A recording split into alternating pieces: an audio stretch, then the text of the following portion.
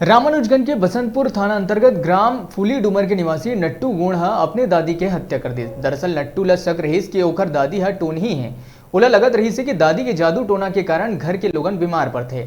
दादी ले नट्टू नाराज रहत रही से कि बीमार पड़े के बावजूद दादी उमन ला देखे बर नहीं आवत है।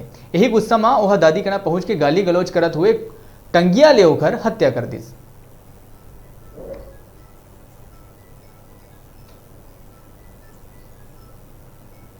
ये फूली डूमर गांव की आमापारा की घटना है जो हमको सूचना मतलब देर रात में मिली है।